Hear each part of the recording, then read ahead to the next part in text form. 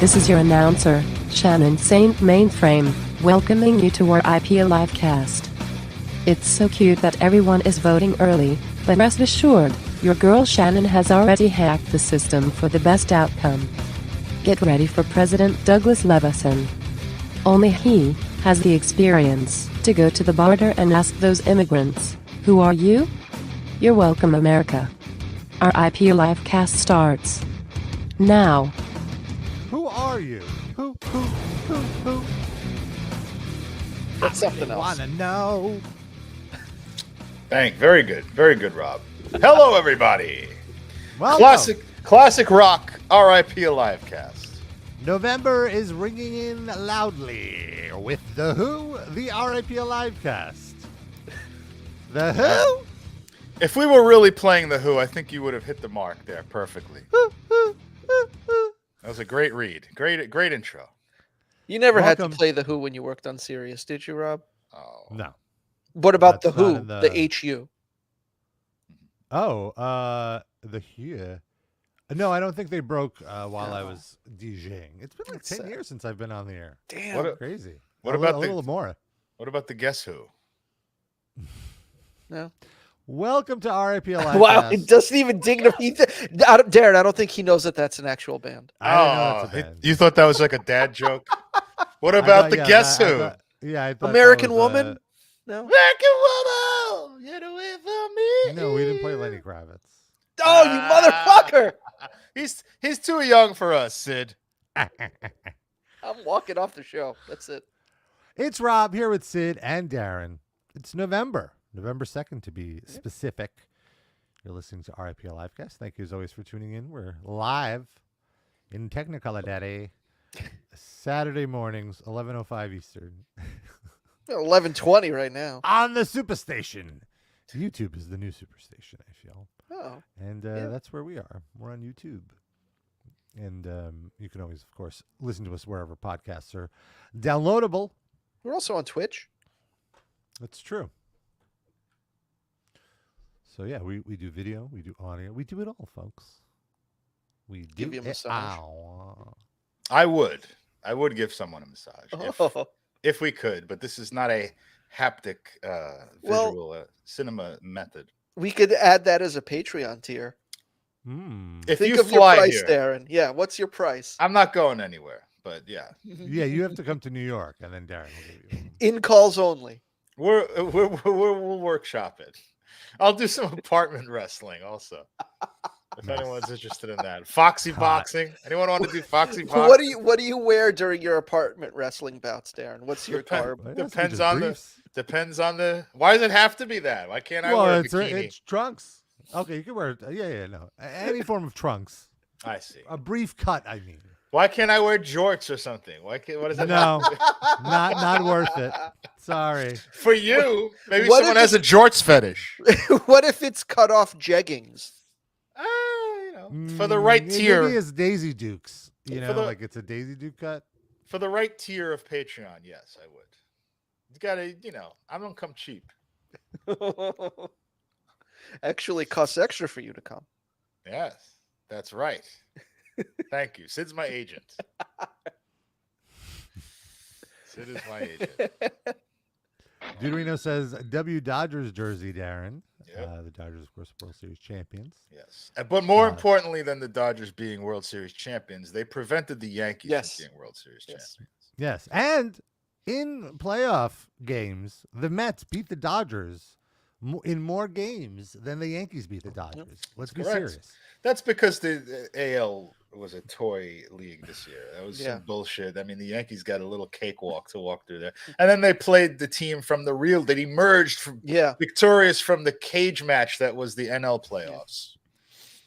And just to be clear, we beat them more times, and none of our fans had to assault any of their players for us to do it. That's true. Did you see the screenshot of that guy? Like, the video itself is bad enough, but when they took that still of that guy, he looks like a vulture, like a non-human, like some kind of entity from hell. If you drew like a parody cartoon of a Yankee fan, It would pretty much Yes. look like that guy. Yes, absolutely. He is the baseball version of the Happy Merchant. He is the, Yeah. the Jewish guy rubbing his hands together. Just somebody Photoshop a Yankee hat onto the Happy Merchant, please. And a Jeter jersey. Oh. So let me just say what we're talking about. So Yeah, there was explain the context. I'll try to get a photo. During the World Series, a ball was hit to right field, and the Dodgers superstar Mookie Betts was going to try to catch the ball. Which, by the way, hello, Mookie Betts. Oh, you really? Even with the male pattern baldness, that's not Hold on. Oh no, that's fine. I'm not shaming, but just saying, He like, could shave his head. Yeah. He does. I feel he's not diligent enough about shaving his head that you see the roots where his hairline is. Maybe that's like his version of a playoff beard. Is he Yeah. just not shaving his head? Yeah, this isn't bad.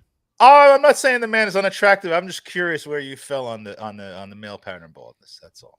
It doesn't bother me. Okay, fair enough. He's There a are good-looking other man. facial- For sure. Yeah, there are other facial features that are much more important than hair. Makes sense. So Mookie Betts is going up to make a catch, and this hideous, like, deformed creature with a Yankees jersey clasps his hand around the glove to prevent him from catching the ball, and he does not catch the ball. And luckily, the umpires ruled that this was fan interference. This exact thing happened in the 90s when the Yankees won their first championship of that not run. this exact thing. This exact situation, not the exact thing the guy did. The kid. It was a child, and he wasn't like he didn't literally like try to assault the player and rip it out. He just reached for the ball absentmindedly while the player was also reaching for it, and he happened to catch it. No this leniency. is like a fucking crime. These guys should have been arrested. Right. Yeah, that guy did not have the child Jeffrey did Mayer. not have intent to disrupt. And here's He the was other being key difference. mindless, I think. These guys are being deified. That kid helped the Yankees win a fucking game because they got away with it. There's no replay review. It just happened. Now there's replay. These guys didn't accomplish anything, and they're still being treated like heroes. Like nothing good came out of this. I'd like to put a little footnote on that. Not only did he not get thrown out of the game, not only was he not punished in any way, he was on David Letterman the next day. They had this little snot-nosed fuckhead. Oh, the kid. On David Letterman. I thought these guys, I was like, hold on. No. Well, these guys got plenty of that kind of treatment too. There is a little bit of a coda to this because, like, this guy, this douchebag had tickets to the next game. And the Yankees said, yeah, he can come in, no problem. And then they got so, like, publicly shamed that they turned around and said he's not welcome in, and they gave the tickets, I think it was to, like, a pediatric cancer patient or something. Yeah. So, like, they had to be shamed into letting a cancer child into the fucked up thing is that cancer patient threw batteries at Mookie Betts the next night. He's fucking Yankee fans. How many batteries did he have? Like, he has to get it in. He has to get. I want to point out that baseball, I feel more than any other sport, maybe basketball, like sportsmanship is so important to the game. Like it's like one of the first things about it that the it's unwritten rules. You mean? Right. Yeah, and just like like politeness and how there's just these rules and like like cheating is so frowned upon. I think I would say more in baseball even than basketball, even though there's flagrant fouls and you can't fight and whatever. But I feel it's all about it's all about the game. It's like America's pastime, blah blah blah. And then to glorify these guys for like willingly, drunkenly, obnoxiously trying to interrupt the game, it feels very MAGA coded to me. It's very like modern, like who cares about the rules? Let's take what we want. Also, the thing, like, I was asked this week by a lot of people, why, if you're from New York, why would you not root for the Yankees in the World Series? The Mets did a great job. They're not even shitting on the Mets. They're just like, the Mets did a great job. They lost, but they fought hard. Nothing to be ashamed of, but now they're out. Your cities are being represented by the Yankees. Why would you not root for the Yankees? And the answer is show that still of that idiot again. That's the answer. We live with 3.5 million of these people. We work with them. We live with them. They're in our neighborhoods. They run the stores in This our is area. the real infestation. We don't get to leave this when the World Series is over. Anyone watching this from outside, you get to see this jerk like do what he did, and then you're done. You get to remove yourself. You do whatever you got to do. We have to live in that all the time. So we want that. Oh my God. He looks like Tim Robinson with Down syndrome. He like a 99-cent store Tim Robinson. Thank you. I didn't go for the Down syndrome thing, but you're 100% right, and I'm glad you put that out there. And like the jersey is just like busting at the seams. Like it's a size too small, sir. He needs a 5XL. He went for the 4.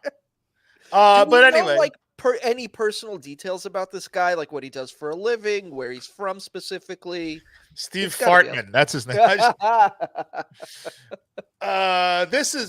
So that we want that to be miserable as much as possible and as early as possible. So preferably they don't even make the fucking playoffs. I see another thing during this playoffs. I noticed a lot of Mets fans were like, "I want to play the Yankees in the World Series." We were both in the playoffs. I want the Yankees to win so we can get to the playoffs and beat their ass. I'm like, no, you don't. You want them to lose 90 games first. Yeah. When that doesn't happen, then you want them to get knocked out in the first round. Then you want them to get knocked out in the second round. Let me write a textbook for these people.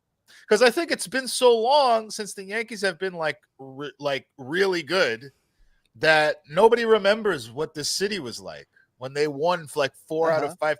No, they're not like if you're 30, you don't even really remember that too well, right? What a dream. So it's like they don't.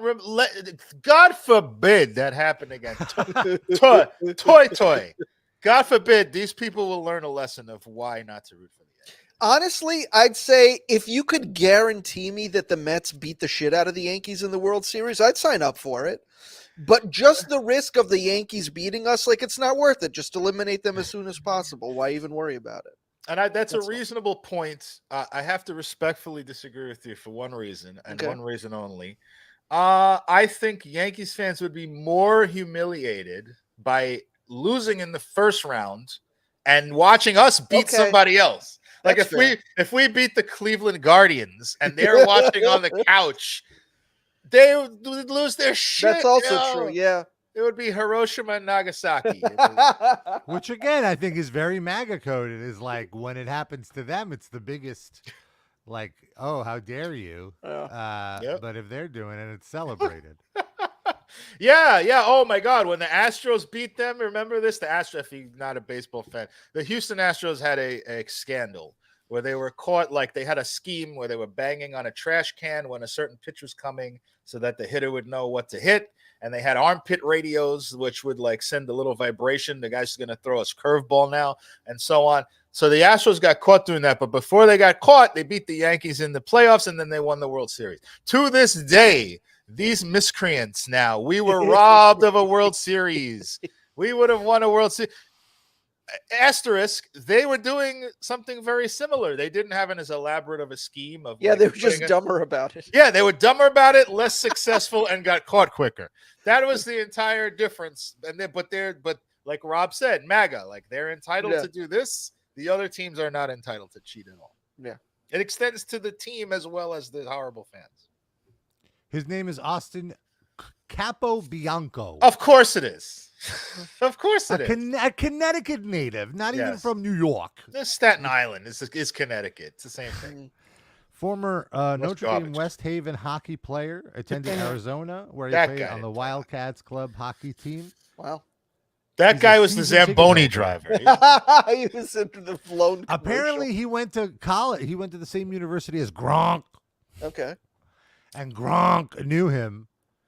And Gronk tweeted, Austin was a college friend. He hooked me up with roofies whenever I needed them. So reliable.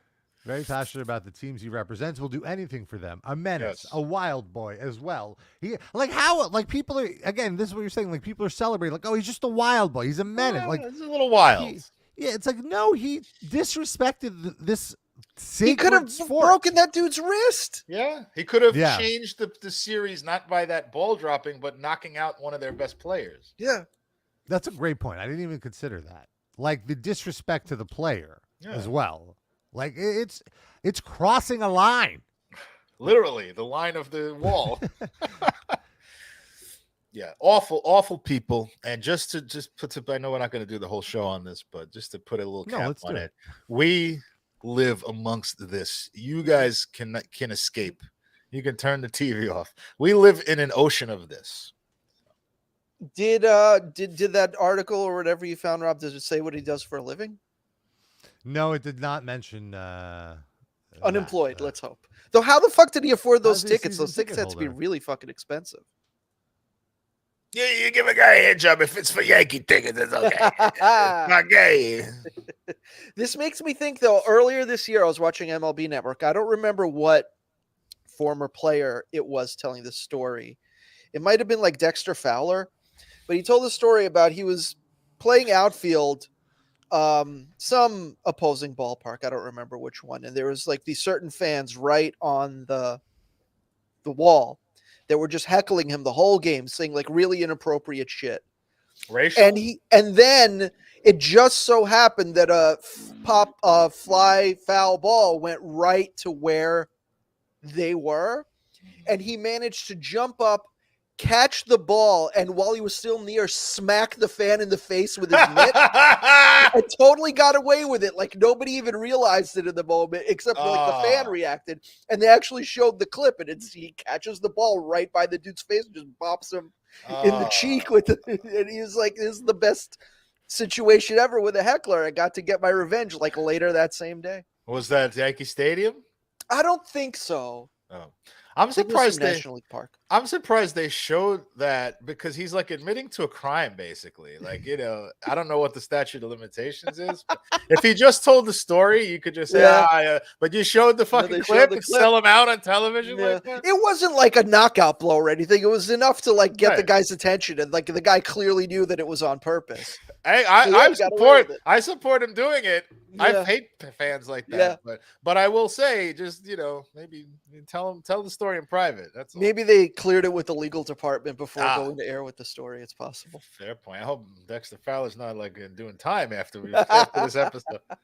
Was it racial stuff? Like, because he's black. I don't remember. I don't think he specifically said what it was, but it was enough that he like felt inclined to slap the dude in the face. Dexter Fowler was the guy that struck out, that made the last out, that sent the Mets to the World Series in 2015. Yeah. He seems like a nice guy. Yeah, terrific guy. That was not a strike, but doesn't matter. Yeah, I'll take it. They would have won anyway. Yeah. He stood there. There was a shot of him standing there like, you fucking kidding me? Like the umpire wanted to go home. It was like, here. But... And whatever. They won the World Series the next year, so they're not complaining about. And we would have won that game anyway. It was like 8-3 or something. Yeah. Hi, Rob. Sorry, that's the end of sports talk. Sports talk. Well, Rob's into sports talk. There has to be a certain lane, I feel like. Yeah. No, it's fine. Rob, do you want to look at a picture of Dexter Fowler and tell us if he's fuckable? Let's see. He's an average-looking man, I would say. Skinny, lanky. Yeah. Not really. Not. Are you looking at his sport? Like he's a sportscaster now. You're looking at that with the suit or the uniform version? I'm looking at a collage of photos. See. Okay. It's he's all right. Regular guy. Average. Quotidian. Doesn't spark anything in me. I'll say that. Oh, look at that suit. What was that? Checkered flag. Was he an Indy 500? Holy, she's wearing like, for you're listening on audio, it's a very loud checkerboard suit. He was going to see the specials after this. He's taken. Get a skank on. So we're done with the sports talk. Yes. Are we? Okay. Should I take the Dodgers jersey off? A little striptease. I have a shirt on there. Fuck. Okay. All right. Well, one thing I did want to talk about is, we joke about my sexual proclivities. Proclivity. Thank you. Can you have one proclivity? I think it's just proclivities. Yeah. My proclivities with the boys. Yes. The boys. With the boys. Wait, you fucked Anthony Starr? Is that? No, with men. Oh, okay. The boys, Homelander. I think. I see. But few episodes ago, I mentioned how I've cut down on that, and I did want to talk about it on the show. I was just waiting for something. And what happened was the short story, the too long didn't watch, is that I recently overcame an STI, and imagine, if you will. Here I thought, well, like, what are all the STIs out there? And I want to be clear, this is an infection, not a disease that I had.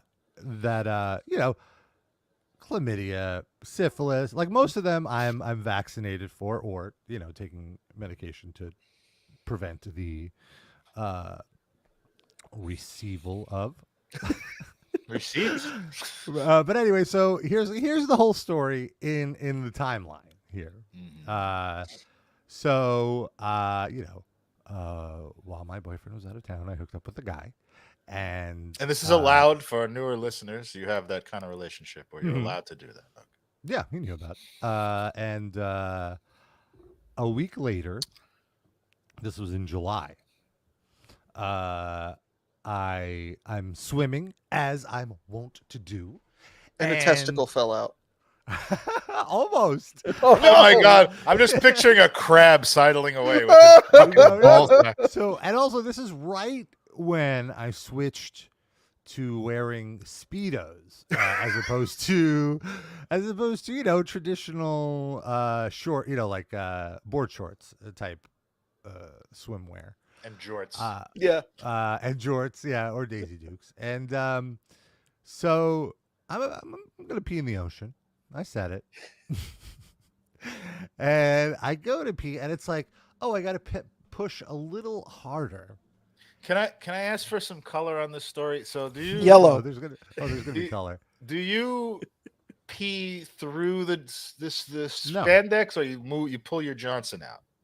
I pull my Johnson out. Really? Yes. Well, if I'm in the shorts, I will just I will not pull my Johnson, because there's enough space. I feel like my penis is submerged in the water anyway. Like, it's gonna move, but the Speedo is so constricting that I feel that there isn't enough space there where I do have to. I don't want like pee to be lingering in my crotch area. Understood. It's so tight. Understood. So yes, I lower my Speedo, and I go to pee, and I feel like I have to push a little extra. All of a sudden, I experience the most sharp pain. Wow. From peeing, and I stop peeing, and then I go home, and I really have to pee the whole ride home, and I get home, and I go to pee, and not only is it painful to pee, like a sharp pain, like I imagine what sounding feels like, because it was disgusting. My God. Oh wow. And not only that, but there's blood. So I'm like freaking out. This has never happened to me before. Right. And you sure like a hermit crab didn't crawl up your dick hole when you tried to pee in the ocean? So that was like one of my paranoias. Like, oh my God, like, did I get some sort of bacteria from the ocean or something? Because I've experienced chlamydia before. And it's fine. It's really like totally. So you don't use rubbers with these hookups? No, I've established that I did not. Can I add one quick thing? Oh, sorry. There was no. I assumed there was no risk, or there was very, very little risk. I assumed. But go ahead. Before you move on, I just wanted to address the sounding feel. I've had that before. It happened to me, and I freaked out. And I ran right to the doctor. It happened like 2 or 3 days after, like, one of the very rare times in my life that I had sex with someone that I met, like the first day I met her. I never ever do that. It maybe happened twice in my entire life. And then like 2 or 3 days later, I went to pee. There was no blood, but it felt like something, like object was in my penis. Mm-hmm. And intense pain for like 30 seconds, and then it stopped. And then I peed like 2 or 3 more times in the day, and nothing happened. So I went to the doctor. No pain or no? Oh, right. Good point. Yeah, no, normal pissing. Okay. And I went to the doctor, and I was like, I have definitely got chlamydia or gonorrhea or something. I don't know what the fuck. I got something. I went to the doctor. He's like, there's nothing going on with you. You're fine. Like, I can't detect anything. Nothing's wrong. And that was the end of it. But like, I have no idea. The other thing I thought was it was when I was still uncircumcised, and I thought maybe I didn't clean myself, but I looked. There was like nothing in there, But and did you something you ate? Did you use a condom? Yes, I did. Okay, but that's not 100%. Yeah. So. And it wasn't like kidney stones or something. It was never. The doctor didn't detect anything, and I went to a urologist. I went to my regular doctor, looked at my penis. Went to a urologist. Nothing, and then it never happened again. So I don't know. But what Rob just said sounded exactly except the blood, exactly like what happened. I will tell you, it's exactly how you felt, but probably the pain was 10 times worse. I'm sure, because you got a real thing going. It was, yeah. So I'm obviously like freaking out, and I'm like, all right, I'm not even gonna wait. So like I was saying with the chlamydia, like because I've experienced chlamydia before, it was like,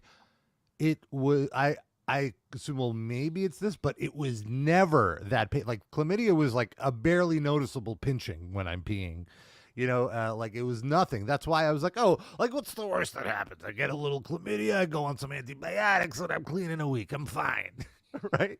That was the risk factor. No, wrong. So immediately there is a urologist in my neighborhood. I book a schedule. They had an appointment available that afternoon. Oh, I immediately made the appointment. Like, I've never been this proactive, but this is like how, like, normally I'd be like, well, let me see if it keeps persisting. Here I was like, no, this is the most brutal pain I've ever felt. This shall not stand. Yeah, I am not. And also there was, so I made the appointment, and then I was still kind of like in a little bit of denial. And I was like, well, maybe the next time I urinate, if there's not as much pain, maybe it's an overreaction or something. But no, there was consistent pain when I was peeing. When otherwise you felt fine. It was only when you were trying to pee that you felt anything. It was that I felt this constant urge to pee suddenly. Like I felt like a heaviness in my testicles. Any external difference in visuality of your penis? Thankfully, there wasn't. I'll get to that. So first, like right now, I don't know what the fuck is wrong with me. Right? I don't.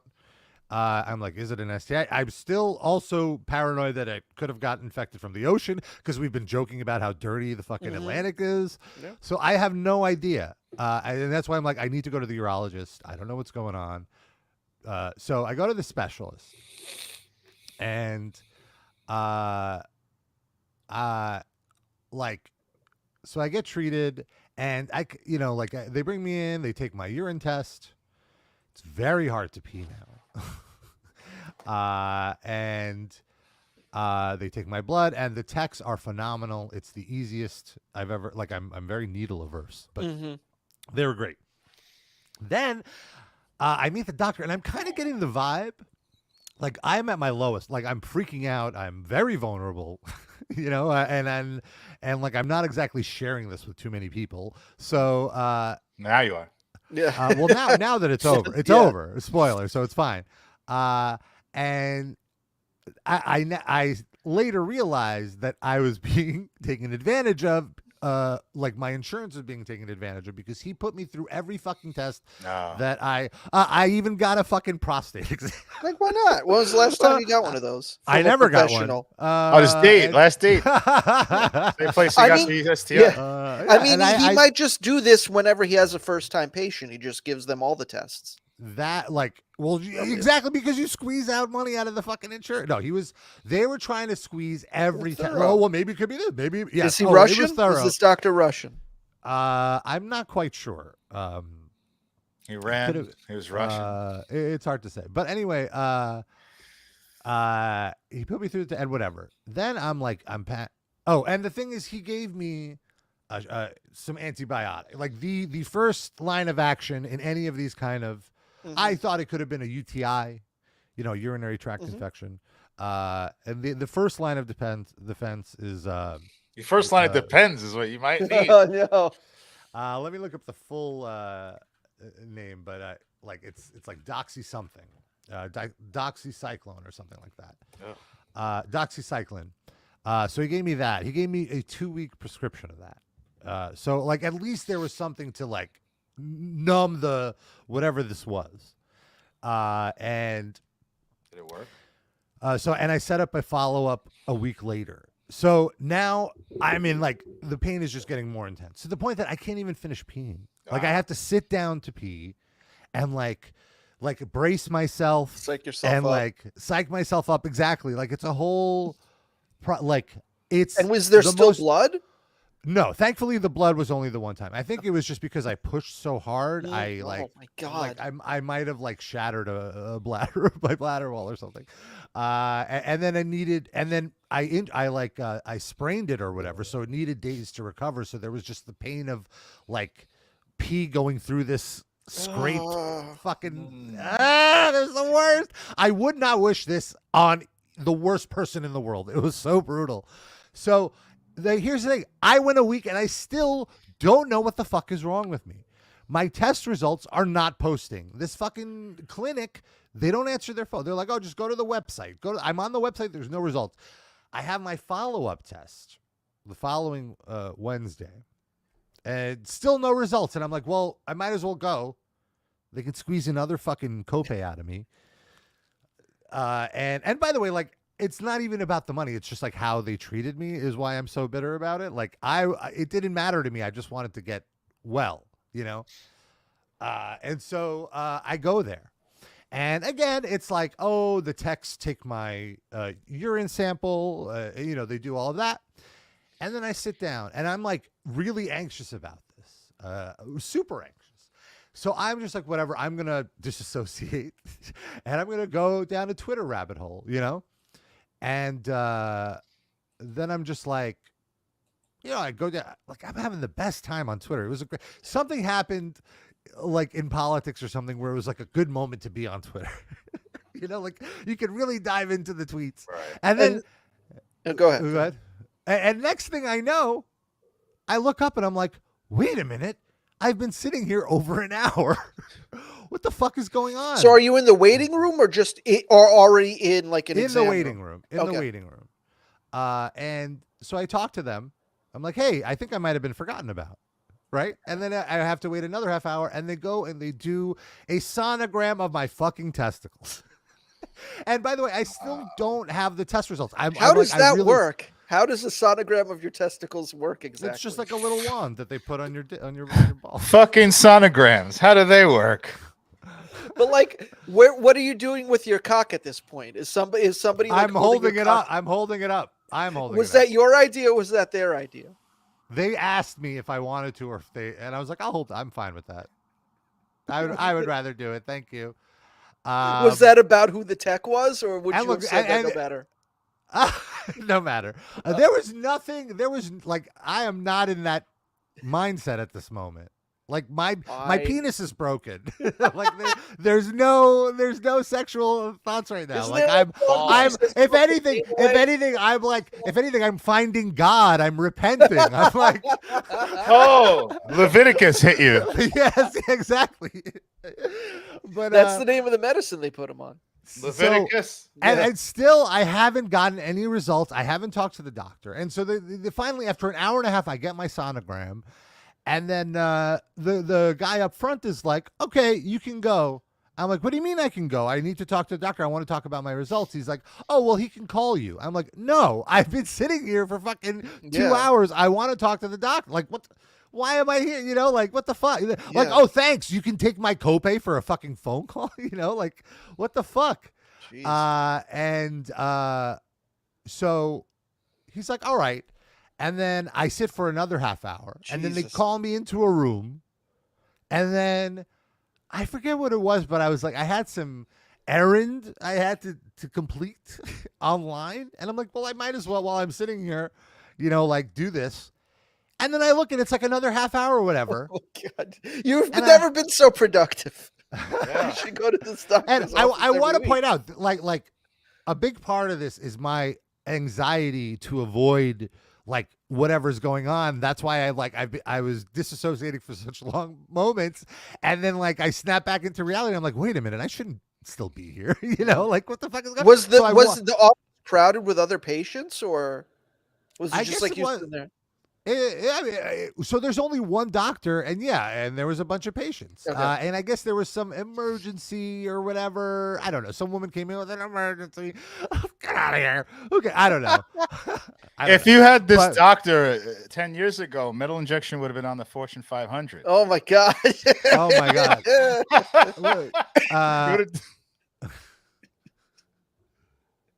So much time for follow-ups. Yeah. There would have been a record number of rockers react to T-shirts. Seriously, I would have had the whole Tim Lambesis thing written out on my phone.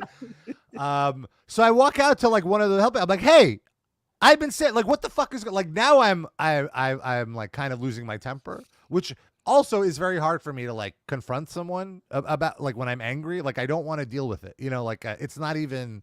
It's more a laziness kind of thing of like, oh, I don't want to get mad and like blah blah blah.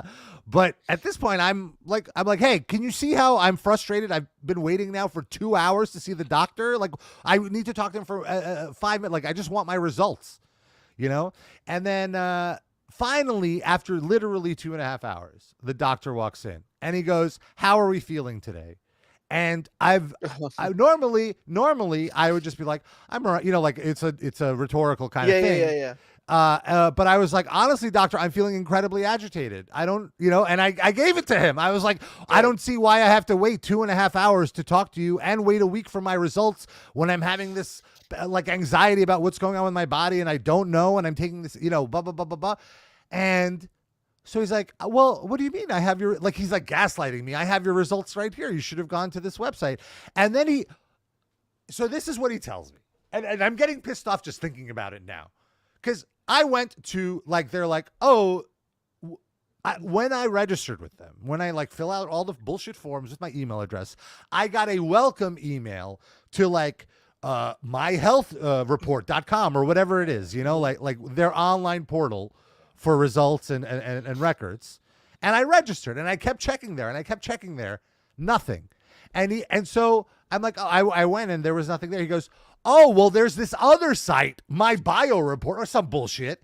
And I'm like, doctor, how am I supposed to know that? And when I called 10 times, nobody told me. He's like, well, there's a sign right out front I lobby that you could see. And I'm like, are you kidding me, doctor? Like, seriously? Like, this I wasn't calling you from your lobby. Yeah, like what kind of fucking answer is that? Like, Christ. And like, it's really at the point where I'm like, I can't really curse him out because I need his help right now. So I had to I'm like, all right, whatever. What are the fucking results? Yeah. And he's like, well, it's inconclusive. Like, I don't know. And then the results are there. The results are, I don't know. That's what he says to me. He's like, I don't know, blah, blah, blah. We have to wait for one or two other things. It could be one or two other things. Then he's like, I suggest we do even more testing, even more invasive testing on you. And like, literally he suggested putting a camera in my dick hole. Oh, that literally sound. To like, no, thank you. Sid, I've had it done. It's like sounding. It's the same like idea. Okay. It's like what so one is for pleasure. Yes, it's one's for pleasure and one's for science. Sure, but and he was like, I don't know, whatever. And I'm like, okay. So he's like, we're waiting on these two doctors. I'll call you some tonight or what have you. And anyway, I run home. I go to this other website, and I find my results finally. And I don't know what the fuck these words mean. Of course. Like there's all these things. So like everything I have to like Google the word, Google what like reactive or non-reactive. Like, do I want it to be reactive? Do I want it to be non-reactive? Like what's good? What's bad? So there was this one thing. So there was these two things, like something with my blood was bad, which I think was the bursting, which is fine now. Thank God. And there was this other thing, and I'm like, oh, what is this? Which was mycoplasma. And I Google it, and sure enough, I have a fucking STI. It's mycoplasma. Is that the name of the guy you hooked up with? Might as well be. No, that's the name of the plasma. He's Irish. Should have known, Rob. MGen is the name of this now. So was a threesome with a woman. Oh, MGen is the like abbreviated hip term for the for mycoplasma genitalium. Now let me tell you about mycoplasma gelatin. When I gelatin. Wait, we got a live read. Hold on. We'll get back to the story. This episode is brought to you by the CDC. Oh my god! Yeah, and cock gelatin. MGen causes symptomatic and asymptomatic urethritis among men. Nailed it. So I don't know. There's a lot of science here, a lot of scientific words. I don't have to read it, but here's the scary thing about MGen that I learned. For most people who have it are asymptomatic. It is a bacteria in your urine, in your bladder, that builds in your bladder. And it is incredibly resistant to many antibiotics because it's very strong and it's been mutating. Like the first line of defense for these things, it's already built mutations up, especially among gay men, among men who have sex with other men is the term. Because it could be gay, it could be another, it could be pansexual, you know. So I learned that. Oh, and here's the best part about MGen. It's very hard to test for. This is like the most hipster STI you've ever. Nobody's heard of it. I got the most hipster STI. Nobody's heard of it. Nobody tests for it. Most people who have it don't know they have it. But you're saying that the test results said it, so clearly you got lucky. No, because I went to a urologist who did a full urine panel. So it was necessary. You were all on his shit. No. The urine. This was from the urine test. This wasn't from like the fucking prostate exam or like all this, or the fucking testicular sonogram, like all these other toys that he fucking charged me for, shoving up my butt. But like if you go, you just should have told him you were the top. If you go to an STD test, if you go take an STD test, this is not included in the standard panel. Like they'll tell us for HIV, for gonorrhea, syphilis, but not this. So you have to get a specific test for this. I'm never having sex with anyone other than my boyfriend again. Ever. Is this something you could have given your boyfriend? Yeah, he got he's fine. Oh, okay. Thankfully, he was not infected by, because like I said, he was out of town. We hadn't capitulated. Or no, copulated. Copulated. Oh my god, I can't even think now. You capitulated to Mike. Yeah. Oh, the story is not done though. Oh no. The story is far from over. So thankful, like at least I had some reprieve that like at least I know what this is. At least I finally know it's not a UTI or something like I didn't get anything from the ocean or, you know, something crazy like that. So the other thing is now I'm reading, okay, how do you treat this? Well, like I just mentioned, it's very resistant to antibiotics. You have to do sound. And a lot of people have to go on multiple rounds of antibiotics before they could beat this thing. And the first line of defense for, like, they did a study amongst men, and it was only effective for 40% of the people that took it. Like that, and then you have to go on stronger antibiotics. And if that doesn't work, even stronger, you know, so on and so forth. And then I found there's a whole subreddit, which was in a way great, in a way anxiety inducing, because, you know, you're reading, like if people find this Reddit, a lot of them are the most extreme cases of this thing. And thankfully I had a very mild version, just because I only, like people, like you were asking, Darren. Yeah. There is like people talking about how like their dick changed color, or like their dick just leaks all throughout the day, and there's like a unbearable odor, like and like it gets so gross. And I was just like, well, thankfully I'm not that bad. You had mild coplasma. But the one thing that was super scary was a lot of people were saying, like people who beat it were saying it took me 6 months, it took me a year. I'm 3 years with this. I'm still dealing with this. I want to chop my privates off. It's like blah blah blah. And if it's persistent, it leads to other issues with your bladder and like your prostate, like all those other functionary use. It was a nightmare. So this fucking urologist then calls me at like midnight, and I have to tell him, because remember he was like, "Oh, we're waiting for these 2 results. I'll call you about it." He literally woke me up. Like I was already passed out. And I was like, "Hello? Who is this?" He's like, "Oh, it's your doctor." I'm like, "Oh, okay." And so I was like, "Oh, I looked at the results and I have MGen." He's like, "Really? Are you sure?" I'm like, "Why am I telling you this? Like you should know this. This was on the fucking second website you told me to go to, you piece of shit." Jesus Christ. It was at that point that I'm like, I'm done with this guy. I'm never ever going to this guy. You got to leave a bad Yelp review, like our friend. Seriously. You know what? Honestly, this was the first time I ever considered it. I was too preoccupied to like follow through on it at the time. But I then went to my primary care doctor, who is great, who I'm a big fan of, who like big fan is a very nice person. Have you not? So at this point with this issue, you had not seen your primary care doctor at all? No, just the urologist. Okay. Yes. I started messaging with her though on their portal. And one thing I want to mention, he gave me a 2-week prescription to that medicine Doxy, the antibiotic Doxy. Everything that I read was saying you only really need, like some people take 2, you really should just take a week of it and then 4 days of this other antibiotic, azithromycin. Well, he gave you the prescription before he knew what you had. Yes. So I'm telling him this on the phone. He's like, "No, it's fine. Just do the Doxy for 2 weeks."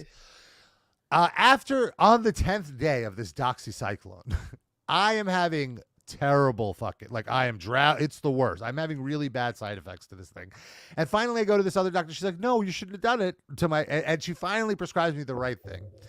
Anyway, then, so the whole thing is after that, similar to COVID, you have to wait a little before you can test. It'll still show up positive even if you are negative. So you have to wait like 2 weeks at least. 3 or 4 is even better. I wait the 2 weeks. I go to do my test, and then the whole week after, I'm on pins and needles. and I want to say, like, so at this point, I am like the pain. The pain was really, really bad for the first week. Still felt it the second week. And then it's just like 1 every 4 urines, I would feel a pinching. I would still have to like consistently urinate, but thankfully it was like very tolerable. It was like it was only 1 week of the worst pain of my fucking life where I wouldn't even look forward to pee, where I'd have to hold my pee enough to like psych myself up. Anyway, I go submit my urine, wait a week. And I'm like, because the last one took a week when the urologist went. So I was like, it's probably 7 days. And a week passes, I message her, or like 8 days pass, I message her, "Hey, like, did you ever hear anything from them?" And I get a message like, "Oh, your sample was corrupt. You have to come in and submit another sample." Like they said, they messed up your sample. I'm so sorry. Like she's being so apologetic, and I'm in shock. And I'm just like, all right, like I don't have time to be mad. What do we do? And she's almost like, "Well, are you feeling any symptoms?" And I'm just like, no, not really. And she's like, "Oh, well, then it's fine. You don't need to test. You can just go ahead and start having sex again." And I'm like, no. I'd like to know for sure. I'd like to know for sure. And everything that I've read online has told me that it's not that easy. And even if you don't have symptoms, you still might have it. It might come back. It's, like you do not start having sex until, you have a negative test. Like that, like that was beaten into me on that Reddit, especially like reading about these horror stories of people having though the only thing that I can imagine that would be worse than me having it is then giving it to somebody else. Like I would feel like the biggest piece of shit, especially to give to. Let me ask a question sort of tangentially related to this. At any point during this journey, did you masturbate? Basically what I'm asking is, did coming hurt? Okay, so initially I was too afraid to touch my dick at all. Like that first month I was not masturbating. But then like after I got off of it, I did. Like I needed it. Yeah, you're backed up. And it wasn't really. It didn't really hurt to no, it didn't. Okay. But like afterwards, there was maybe a little burning. Okay. Like a slight burn, I would describe it as. But it's subsided. So you didn't have an orgasm for a month. It was. Wow. That's what happened to me, but that's why that story about my cum shot up to the ceiling is from that. It was 35 days, I remember. Now I sort of want to go back and watch all the live casts from this month just to see if you're like extra irritable. I do remember you being like a little, I don't know about irritable, but a little sleepy. You're like August and September for sure. That's what I was. She's like, oh, I was like, no, I would really like to fucking, like, I insisted, Yeah. And I was a little mad. I was like, what kind of doctor tells you, no, don't be careful. Like, just go off vibes, like what the fuck? People put these doctors on a fucking pedestal in society, man. There's so many shitty doctors. Well, that's what I've learned is like nobody will look after you but yourself. You have to do your own research. You have to, like I was telling the doctor, I was telling her where to look and what to go and what the side, blah blah blah blah blah. I don't give a shit. And it's not that they don't know. I mean, it's not like I don't trust the doctor profession. Absolutely, I agree with you completely. It's not like they're being facetious. Right. They just don't give a shit about their clientele, and you're like a commodity to them. That's the problem. You're one of like 50 people they're dealing with, and you don't know what they're going. Yeah, and you don't know what they're going through in their day, what they just had to deal with before. Yeah. Totally agree. Anyway. I'm like, no, we're doing this. And she's like, all right, come in tomorrow and just take the test and we'll submit it. 4 days later, it fucking comes back. Not a week. And it was on a weekend too. It was actually the day before my birthday. And it comes back positive. I still have it. And when I got the result, I had to look up, wait, is positive bad or good? Like, do I want it? Like, no, you want negative. All right, fuck. You want to be positive. Then she's just like, well, if you're not having symptoms, it could be a false positive. Oh, for fuck's sake! What? I'm like, and she's like, what? And she's like, look, there's this other test to check to see how resistant you are to these antibiotics, and you can do that. And if the resistance comes back positive, then you definitely still have it. And then we can move forward. But if not, then it's just like a fall. I was like, okay, sure. It'd be great to know. I'd rather not have to do another antibiotic session. Where would I have to go? She's like, you don't have to come to the office. You can just go to a lab and submit your urine there. Okay. And a lab for urine and blood analysis, right? So there was a lab within walking distance of me, which is great. I will now have to tell you, and I know the story's running a little long but this is the worst fucking day of my life. Did you show up at the lab and the urologist was at the door welcoming you? It's like, hello, my friend. No, fuck that guy. If I ever see him again, I'm going to fucking shove him to the floor. No, I actually did run into him on the street, and I just looked the other way. No. He's like, we have a third portal you're supposed to check. Yeah, exactly. He found you on Grindr. He's like, hey, man, did that issue clear up? I'm ready. No. So the funniest thing is that like his office, like already when I'm like finishing up my, like about to take my test with my primary care doctor, I get a call from his urologist like, oh, hey, this doctor wants to follow up with you. It looks like you have something really bad. I'm like, oh, really? Oh, fuck off. Get out of here. Fuck off. I wanted to say, the doctor recommends you really take this other test. You come in and do this other test. It's like, oh, really? Oh, is that what he recommends? He can go fuck himself. Anyway, so now it's the worst day of my fucking life. She's like, go to this fucking place, LabCorp, right? I go to LabCorp. I'm like, hey, this is my name. Here's the prescription, whatever, for my lab test. And again, same shit happens, but I'm not like, I sit half an hour. They're not calling me. I'm like, all right, how much longer until I'm going to, like, I'm triggered now, like I'm not going to, I was not on my phone, I'm not fucking disassociating. And also I have to pee. I want to be clear because this is a urine sample. And on the Reddit, I read like to get a really good sample, you have to hold it in at least 3 hours. So I'm holding in pee. I have to go. After half an hour, I noticed people that came in after me start getting called up. And I'm like, yo, what the fuck? I go up. I'm like, hey, have I been forgotten about? This isn't working for me. Let's go. Then she tells me, we don't have your primary care doctor's account on file. Can you call them and get their account number? All right. I call them, and they're like, oh, we don't have an account with this lab. I'm like, well, why the fuck did you send me here? So I want to be. My doctor was with a patient, so it was like the front desk person that was saying. Also, can I just ask, like, why is it your job to make that phone call? Couldn't the person should have made that? Absolutely, proactively. They're just so. Everyone is so fucking lazy. Nobody does their fucking job in the medical profession. It's disgusting. And so, like, how long were they going to let you wait there before telling you this needed to be done? If you had to be the one, I would have been there fucking exactly. It's they're deplorable. shutting off the lights and locking the door. So she's it's like, a very familiar story. We can't. She's like, we can't take you in because we have nowhere to send your results. I'm like, what do you mean you have nowhere to send your results? Here's my address. Like, send them to. She's like, no, it has to go through your insurance and blah blah blah. We can't. And I'm like, okay. And they're like, okay, you have to go to Quest. You can just go to Quest. Quest Diagnostics is like the major lab thing that does all these blood tests. This whole thing has been a fucking Quest. And this was LabCorp. So anyway, you could just go to Quest, just walk in and whatever. I'm like, oh, all right. And even the receptionist was like, okay, go to Quest. So I fucking have to pee so bad. I'm getting. Thankfully, there was a Quest, quick drive away, 5 minutes away. I show up to this Quest office. I'm in the office. There is nobody there. I'm like, am I even in the right place? You mean like employees either? Like literally no employees. No clients, zero people. It is an empty office. The only way I knew, I was in the right space is there was a Quest sign. Okay. There was a screen, an LCD screen. Welcome to Quest. Please use the iPad to check in, and someone will see you shortly. And I'm like, okay, there's an iPad. So I check in, and I'm a guest, and it's like, sit down. You're on the standby list. If there, whatever, blah, blah, blah.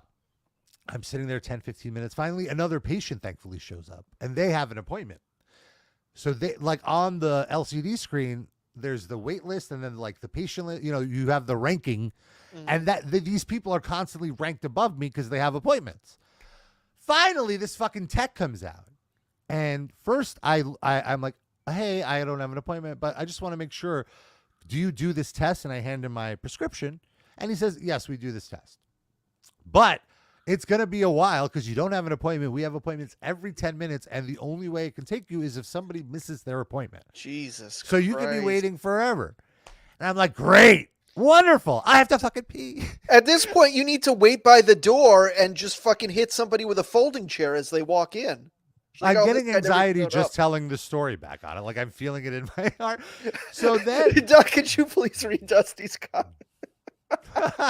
What made it worse is if it was an Android tablet. Thankfully, they were iPads. They were all iPads, Dusty. Don't worry. So that didn't enter. If it was an Android tablet, he would have pissed his urine sample on it. Yeah. So I go to the Quest website and I look at other Quests nearby if they have appointments. Thankfully, there was one in downtown Brooklyn, which was a relatively short drive away, where I could have made an appointment for like half an hour from now, and it would have taken me like 20 minutes to drive there. So I was like, all right, I'm doing it. Better to have one on the books than just sit here and wait forever. Now I'm off to my next Quest, and I feel like my dick is about to explode. I have to pee so fucking bad. I've been holding it in like 5 hours now. Oh my God. I get to the Quest. I'm waiting. This tech lets me in. She's actually very, very wonderful.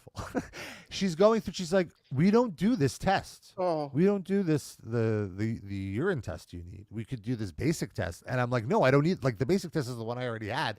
I need a specific resistance test. And she's like, well, let me call your doctor. And she gets my doctor. She calls my doctor, by the way, not me, because this is a person who actually is good at her job. Yeah. And she gets my doctor on the phone, and she tells my doctor, like, oh, we don't do this test. My doctor's like, can I speak to my patient? Yeah, sure. She hands me the phone. First thing she asks me, Rob, what are you doing at Quest? what am I doing at Quest? I was told to come here by the person at your front desk. She's like, why aren't you at LabCorp?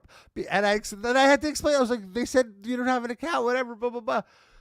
And I hang up with her. She's like, I don't know, whatever. Then the lab. Well, wait, what do you mean? She's like, I don't know, whatever. She must have said something. I forget what it was, but it's irrelevant. Like whatever the rest of the conversation was irrelevant. Oh. But my and I'm like, I've been holding in my urine for 5 hours. What do I do? You know? And she's like, you have to go to whatever. At this point, could you have told the tech, hey, can I have a cup to pee in? And then when you figure out what to do with it. So the tech heard me and she's like, look, I'm just gonna give you a cup. I was like, thank you. That's all I needed.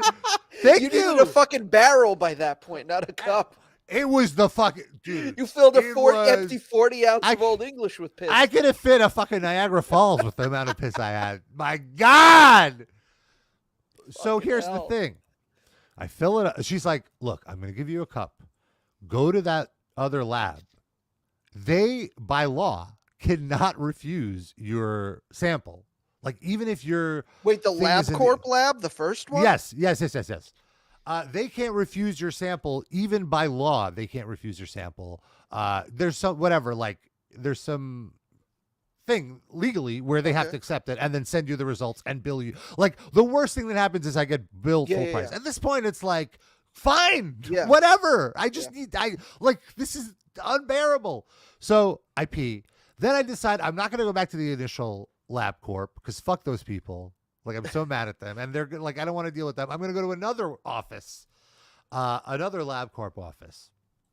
And so it's like 2:45. That office closes at 2:30. Oh, no. I'm in bumper to bumper traffic. I'm like, I'm going to make it. I'm like, again, this is in downtown Brooklyn. Wait. What do you mean? You said it closes at 2:30 and it was 2:45. I'm sorry, 3:30. 3:30. Oh, okay. So I could just anyway. I'm like panicking. I'm in anxiety. This is like having anxiety now again. Yeah. I said it. Yeah. I like at this point, like I get to the place. It's 3:15, and I'm like, whatever. If I get a ticket, I'll get a ticket. I parked illegally. Like it didn't matter to me. Like it was a drop off. How long could it possibly take? I show up to the place 3:15. It's in like an office building. The door is locked, and I'm like, are you fucking? Like I literally yelled in the hallway. I lost it, and I'm a pretty reserved person, but I was like, I was banging on that door for like 5 minutes. I was like, you're supposed to be open. You're supposed to be open. I wasn't yelling, but I was banging. Nothing, and I'm like, I'm giving up now. I'm giving up. I'm like, fuck. I just can't do it. Like this isn't happening. And I just remembered the tech girl who gave me the urine cup. The last thing she said to me was like, don't give up. You got to do this. And I'm like, yeah, I'm going to do it. So anyway, I looked up. There was one other place that closed at 5 in Diker Heights, which is like halfway the other way in Brooklyn. I'm like, I'm going to fucking make this. Now I was under a time crunch because there's only a certain amount of time the urine can be like exposed to not be like in like refrigerated or whatever. And so I run to this fucking place. It's in Brooklyn, Chinatown. So it's these two Asian women. And I'm like explaining the situation. I'm like, here's my urine. Here's my prescription. My doctor does not have an account with you, but I even called LabCorp, their corporate customer service line. And they confirmed to me that even if the lab does not have my physician on account, I can just give them my insurance and my insurance will be billed. Mm-hmm. And so I kept saying this to them. And like she kept saying to me, this lovely young Asian woman was just like, look, we have this protocol. We have to enter this data into our system. And the first thing we have to enter is the ID of your physician. Your physician isn't in here. I can't enter this into my system. I'm like, I know, but you have to take it. And she's like, I know, but I can't put it into the system. I'm like, I know, but they said you could take it. I have nowhere else to go. I'm like, Quest doesn't do this test. You're the only ones to do it. She's like, well, have you tried to go? I was like, I've tried all of it. Please. Like, I'm like begging her practically. And she's like, all right, you know what? I'm not going to put it in our system. I'm just going to send it out. If they accept it, they'll contact your doctor. If they don't accept it, You'll not hear anything. And I'm like, you know what? I'll take it. I'll take it. It's something. And I'm out of ideas now. This cup is out of your hands. Yeah, but cup is out of my hand. Oh, I did it. Finally. And I had to pee again. Oh, I want to mention, by the way, when I peed, when I finally let it out, it actually did hurt. I'm sure at that point. It pinched. And since then, I'm like, oh, well, maybe there is something. So this resistance test happens. We're almost near the end, folks. And resistance test happens. And what's it called? It comes back positive. I still have it. I wanted to like go to my doctor's face and like put it in like here. What do you want? And she's like, look, I still think you probably shouldn't go back on antibiotics, but I'm going to transfer you to an infectious disease expert, an ID, as they're called. And this was in Midtown Manhattan. This was a fancy office. And I again felt an even better hand because, first of all, I was explaining it to the doctor. I was telling him a very abridged version of what I just told you guys. And he was like, oh, you're doing great with all the names of the whatever. And I was like, well, have you my first question to him was like, have you ever dealt with this disease? Because my previous doctor never even heard about it. He's like, yes, I actually just treated a patient. I've treated a few patients. Oh, no. Was it the guy you hooked up with? Imagine. Yeah, imagine you see that guy walking right out. He's been doing this exact same journey, just like one day ahead of you. Yeah, right. I love how you also you walk in there and the guy's like, "Do you know about you?" I'm so impressed with how I've had a 4-year education in this disease in the last 3 weeks on Reddit. Yeah, seriously. Fucking hell. I'm like, look, I want to say like you, and he was like giving me the basics, and I didn't want to be rude, but I want to be like, look, doctor, get to the point. Yeah. I'm on board. Like I know. Let's go. You're at the equivalent of a medical conference right now. Everyone knows. You go to the next slide, please. Yeah, exactly. Yeah, like he's defining term. Like I got it. Let's go. Yeah. So he puts me on this harder antibiotic, moxicillin, I believe it's called. And in that Reddit, I read horror stories, people having very, very adverse effects to amoxicillin, like puking or, like unable to, like some people couldn't even make it past 2 days on it. They had to stop. And I was like, should I like to swim? He's like, when you're on this, you cannot exert yourself any more than walking.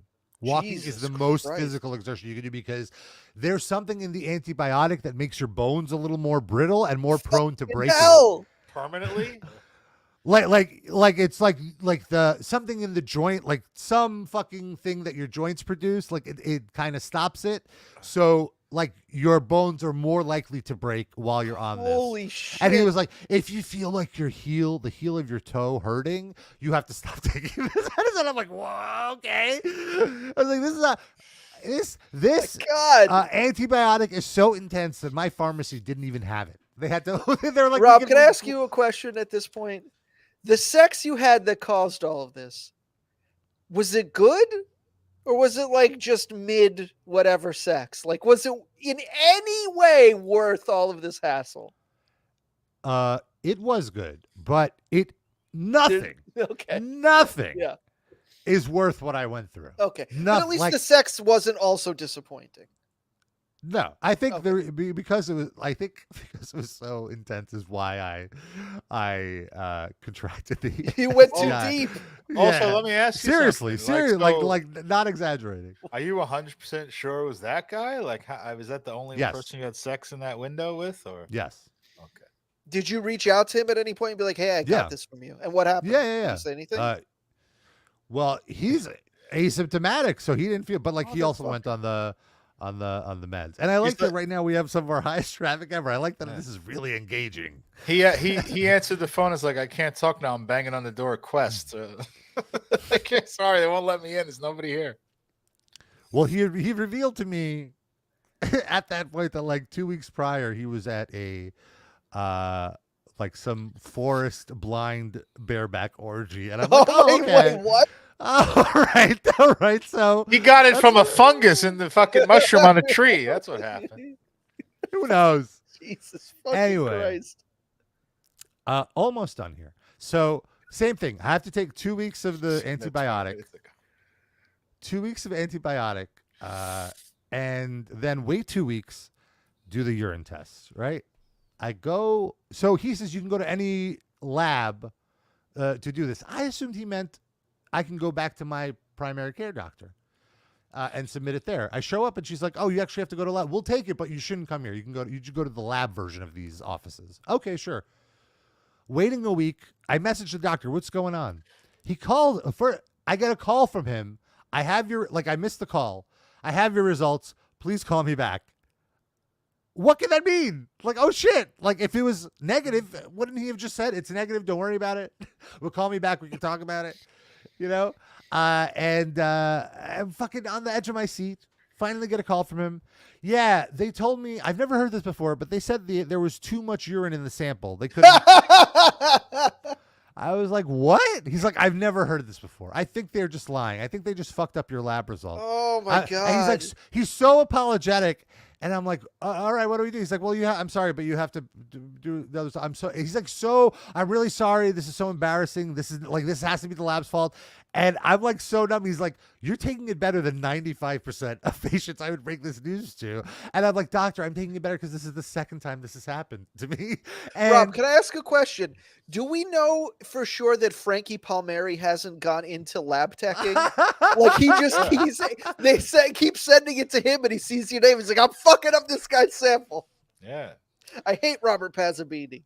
He's like, you have to do another sample. So I'm like, all right, I'm going to wake up first thing in the morning. I'm going to wake up.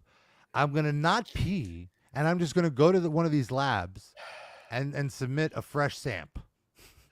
Jesus Christ. Go to so don't go to my primary care doctor. I go to a lab. This girl, like, she seems like it's 7 a.m, by the way. This girl seems like she could not give a shit. You know, like, yeah, here you go. You can go in there. I walk in and she's like, do you have your prescription? I'm like, yeah, here it is. She's like, okay, fill this out. I'm like, before I fill this out, could you just give me the urine cup? Can I just urinate? And then we can take care of all the bureaucracy. She's like, oh, you have to go? Yeah, I guess. Sure. And I leave it in the bath. Anyway, wait a week. I'm so impatient right now. I'm like, oh my God. What's going on? I get a call from him. Same thing. Missed the call. Gotta get a call back. He's like, I'm sorry. Now they're saying there wasn't enough urine in the sample. And I'm like, what? He's like, where are you going to submit these samples? This has never happened to me where I've had 2 failed sales. And I'm like, they're just Brooklyn labs. He's like, well, maybe you should go to one in Manhattan. Oh my God. and right now it's like 1:30 or something. And so I'm like, I don't understand, doctor. Like, what's going on? Why does it take a week? So he tells me the whole process. They have to take the urine from the cup, put it in like a test tube, put it in the refrigerator, and then it ships overnight to the Mayo Clinic, which is the only place that does this fucking test for this fucking STI. And then they take it. So the reason it took so long is because when I went on Friday, it was probably just sitting there, and then they shipped it. They didn't get it until Monday, some bullshit like that. So this is Wednesday, and I'm like, fuck it, I'm gonna go. And I went to this lab in Murray Hill, and I was the last person there. I was like right before the place closed, and thankfully, it was a male Asian immigrant who clearly, like, I wouldn't say had a passion for his job, but knew what he was doing. Like, I felt like I was in good hands. Like, it's not like. But you've said this with almost every doctor. You're right. You're right. Like you're in good hands. You're right. No. The ID did not. Oh shit! You have ED too? No. The ID, the infectious disease doctor, was great. He was awesome. He was was super, like he was the best. And this guy was great. Anyway, I saw him take my urine sample and properly put it into the other cup. So I was like, all right, great. He drank it. Finally, he drank it. And finally, 4 days later, the doctor told me I was negative. So I was like, oh my God. All right. So how long from beginning to end was this saga? Like a month and a half? 3.5 months. From when you put the dick into the negative result? It was early July until earlier this week. Wow. Fuck. There's something about this story, and I was waiting till you were done to say this, but this is something I encounter in my life a lot, just not only related to medical stuff, but you go through something in your life and then it creates a story that's internal to you and you know all the intimate details about it. And you have to say it to 8 different people, 24 different people. And it almost seems like either they don't care or they can't process it because they didn't have the same experience that you did. And I think that's one of the most frustrating things is when you like talking to customer service people, even on the phone. I have a story and that's my story. And you can't, it just seems like, and it feels like as I get older, it happens more and more. Like the world's changing, like everyone's absorbed into their own shit. And when you have to relate that story to someone else in order to help you out in some way, it's like nearly impossible. I feel like I was so empathizing with you on that during that story because you had this whole intimate series of events that you went through. And it's your job now to get someone else to care about that. And it's like a fucking brick wall. That was the hardest thing. It's like nobody cared. Nobody cared. Nobody could be bothered. This is like the worst thing that happened to me. Like I'm like I'm panicking. I'm freaking out. Like nobody cared. And that's really how I felt. And here's the thing. I don't even have bad insurance. I have great insurance. Like I can't even imagine for somebody with shitty insurance or no insurance, how they'd have to deal with this. You know, like here, take my money. Just fix me. Or think about, Rob, like if you had like a full-time day job. Yes, when would you have time to do all this? Yeah, you're so lucky to be in the situation. This was absolutely a full-time job to like research and go and fucking hunt these people and like get these fucking it was holy fuck. I would never wish this upon anyone. The best sex in the world is not worth this. So that's it. You're done with the apps. You're a one-man man now. That's it. Yeah. That didn't sound as I would say I am not going to have any penetrative sex with anybody other than my boyfriend. I will tell you that. So you'll take blowjobs. I'll take some blowies. There is a less. I did look up. There is a less than 1% chance that mycoplasma is transferred via oral. It's only if it's a lab tech who just drank a tainted sample. Drank some of your urine. If they drink your urine. Yeah. Right. Fucking hell. Dusty Rhodes Muffler asks, glory hole? Well, that would but I was never into glory holes. It's not literally. I'll blow you for $10. Oh, okay, Sid. Not now that you're tainted. Yeah, I'm not. I cannot tell you how untainted I am. It's not worth the risk. It's not worth the risk. I've even taken another full panel STI test 2 weeks ago. Like I am perfectly clear. I might as well go submit some blood at this point because I've been abstinent for 3 months. And just go right back to a lab. Find more excuse. Now you're addicted to them. Well, now I can cash in though. You're gonna ask if they're hiring. Like I know your job better than you do now. Can I at this point just work here? Well, I do have type O negative blood, which is the rarest. Oh, no, type O is not the rarest. Type O is the most common. AB is the rarest. My apology. I have the most hipster blood. Like anybody can take O negative. You're the universal donor. Yeah, I'm the universal donor, but I can only accept O negative. I'm the AB. I have the opposite. I'm a snob. Sorry. I can only accept AB or O. Yeah. That's AB. AB is the rare one. But you could accept more than I can, though. You have 2 possibilities. Right. I have one specific. Right. I can accept. Actually, I can accept anything. I have 4. My blood is more elitist than yours. No, but I can't donate blood only to AB. Oh, I see. Yeah. I can only donate to AB. Mm-hmm. Anybody want some O negative blood? Thank you. But yeah, so that sucked. And I didn't really want to talk about it on the show until I didn't feel comfortable joking about it. It wasn't funny to me until like now it's fun. Like now that I'm past it, it's all right. But what a country with this fucking healthcare. What a country we live in. I don't like this. I can't believe we're not testing. First of all, there's no education on it. Like the fact that I had to scour the internet myself and like educate myself, and like some of the CDC stuff might not even be up to date. Like based on what I'm seeing in the Reddit, like just on anecdotal stuff. Maybe this could be your next podcast project. You find like MJ. a former metal musician or wrestling writer who has had this, and the two of you maybe start one with my ID. Start a podcast with my ID about and it. then you find a doctor who likes metal, the mycoplasma doctor. Just talk to urologists about their favorite pay-per-views from back in the day. But yeah, I did want to talk about this because I wanted people to be aware of this and know that if you are sexually active, you should go to a urologist and get a test for MGen. Because like I said, you might not even know you have it. The squared circle piss. And it's even I was going to say squared circle catheter. Yours is better. And I want to say that this is not just a male only thing. It's from what I've seen in the Reddit for women, it's far worse. With the type of UTIs they get, and like it leads to other issues. So, man or woman, it's something. If you are sexually active, you should go get checked out about. Mm-hmm.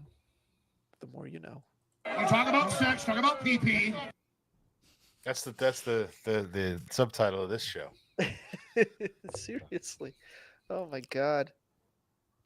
Well, I'm glad you're okay now. Yeah, my dick is fine. Thank God.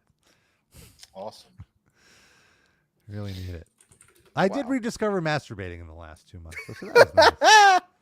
Like I was like, oh yeah, this is great. This is nice. Self-love. It's like listening to an album that used to be your favorite, but you haven't listened to it in 15 years. Like, no, this still holds up. This is still good. Great analogy. It's totally yeah. It's like riding a bike. I still know all the words, all the breakdowns. Just right. That will make you slap somebody. Jake will make you slap a laptop. Oh my goodness. Yeah, and avoid the I'm not even gonna say it. All right. Why you coming home? Something's going on. Can I smell your dick? For Rob, it was the opposite. So can somebody please smell my dick? Nobody wants. For the love of God, I need to know what's wrong with it. Oh my God.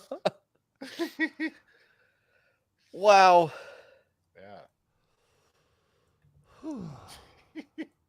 All right, folks. Let's talk about our Spotify picks. Oh. Dirty dick. Not dirty. There were some. I got a clean dick, baby. But there were some other links, but I guess we can get to them next week. RIP this week stands for relax and pissing because that's what you can finally do. Yeah. Well, I'm still paranoid. Like every pee, I'm like, is this pinching? Is it like, do I have, like, I read that the symptoms can last up to 3 months even after a negative test as your body adjusts. But thankfully, I haven't really had anything. Dusty Rhodes Muffler wants to know if he could send you his piss for you to go get it tested. The thing is, it has to be refrigerated. After 2 hours, it's no good. Oh. Well, he could put it in dry ice. Yeah, if he does that, then yes. All right. That could be a Patreon level. Reddit identifying problems. How about that? Oh yeah, It's unreal. It really was so helpful, and it was helpful to like find threads with similar issues that I had. Like searching through for whatever. Find threads of blood in your urine. Reddit is useless for things like politics and stuff like that, but and music. It's just a hive mind of the most common opinions on everything. But if you have a niche problem or a how-to or something like that, it's the best thing. It's better than any kind of search you can do.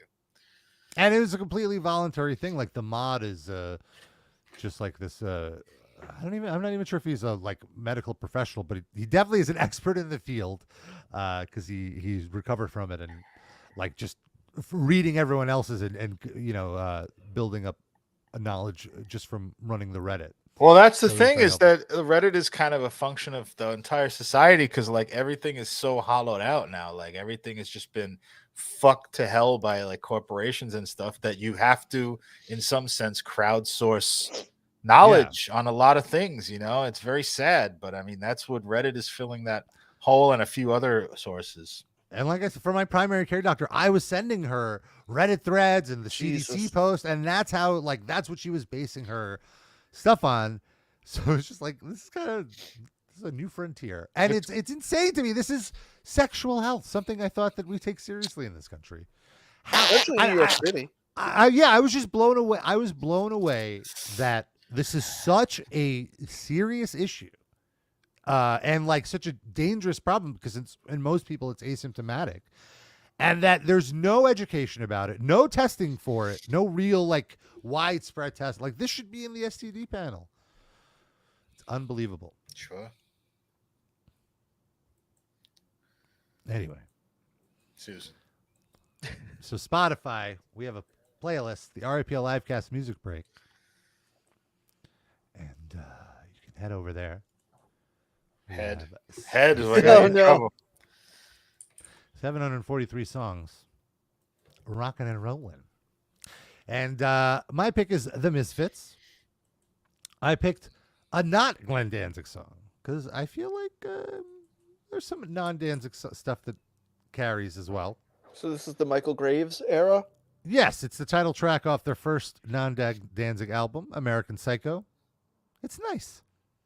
It's a fun track, and it's been fun playing, not getting into, but like jamming Misfits this week, and here. Dig Up Her Bones is a good Michael Graves era song. That was like their hit single when they had him. Or like Saturday Night, I thought was a good one. I don't know if I know that one. It's good. It's like very like 50s kind of.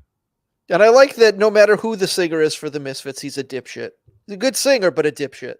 Whether it's Danzig, whether it's Michael Graves, they're all dipshits.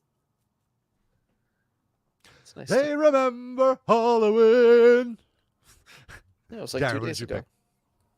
I played a tribute to the Los Angeles Dodgers beating the shit out of the New York Yankees and humiliating them abjectly. And the song is a classic, California Love by Tupac and Dr. Dre. So for this week only, I have a love for the Los Angeles Dodgers. And then it's going to go away. But because anyone who defeats the New York Yankees and humiliates them miserably makes them look like a little league team. That's just extra love points from me. The enemy of my enemy is the World Series champion. Well, hopefully next year won't get that far. Yeah. Or ever again. But they were the last line of defense, and they held up their end of the bargain. Yeah, exactly. Thank you, Deuterino. Thank you, Dodgers. My pick is the band Christ on a Crutch. They're a political punk band. I believe late 80s, early 90s. I think they started in D.C., though somehow Nate Mendel, then of the Sunny Day Real Estate and the Foo Fighters, was in the band for a while. And I never got into any of their albums, but they were on a shit ton of compilations in this era. And every song they donated to a compilation was fantastic. This song is called Off Target. It's on the 1989 State of the Union compilation from Discord Records. It's just really good political punk rock and roll. Christ on a Crutch. And I want to mention, of course, we do have a Patreon. If you're like, wow, that was so entertaining, but Rob spent too much time talking about STIs. I want to rather hear conversations about nullos or other sexy topics or like May December romances. Well, check out our Patreon, patreon.com/RIPLivecast. 2 bonus episodes every month. And some of them include dirty episodes with stuff too hot for the main show. What could be hotter than what I just talked about? But Dirty dick. Yeah. I did have a dirty dick for a while. It was sad. I felt like a leper. You had a distressed dick. I had more of that. Yeah, it was the bladder that was infected. I touched my penis. Yes. Thank you. We just posted an episode, a really fun episode. We did a roundtable discussion on the Netflix series that all of us highly recommend, Queen of Villains. It's about Dump Matsumoto and the Crush Gals in All Japan Women's Wrestling in the 80s. It's a really, really cool series. We talk all about it. We gush. We queue up some old footage. And a lot of fun stuff in the Patreon, patreon.com/RPLivecast. And also, if you donate $10, you get a shout-out at the end of the show. You're a top Livecast fan, get a shout-out, which is right now. How are we doing this, folks? You are your urologist misdiagnosing each of these people and giving them bad medical advice. Oh, my God. Perfect. And try to do an impression of this urologist. Like, really paint the picture. Okay, well, Eric, I think what we need to do is really get in there with the prostate exam and see what's wrong with you. And Benjamin, it seems as though you have anal sepsis here. Oh, no. And Dan R., oh, no, bad case of the shingles. We're going to have to get a sonogram of your buttocks. Sounds sort of like Lord Michaels a little bit. Yeah. Oh, I see here on your chart that this looks bad. It looks like you have some mutation of chlamydia and gonorrhea, chlamydia. We'll have to do extensive testing. It's a good drag name.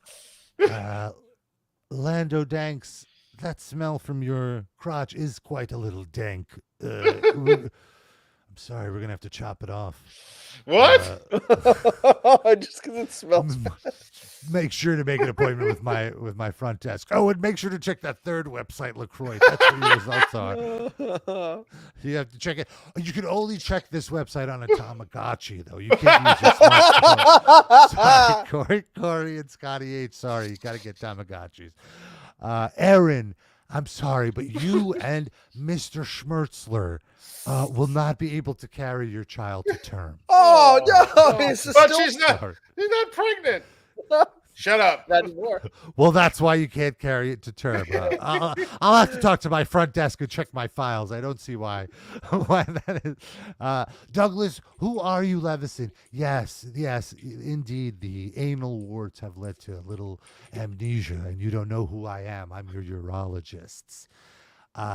Slinkies, unfortunately, the testicles are behaving like slinkies. We're going to have to give you some antibiotics for that. Testicular slinkies. It's the worst. And Chander, I don't know how to break this to you, but this is bad. You have oral HPV. And, Randy Blad. Tvoya pisko padala. I don't know what that means, but it sounds terrible. All right, folks, that's our show. See you next week. Until then, we love you. We kiss you. Bye-bye.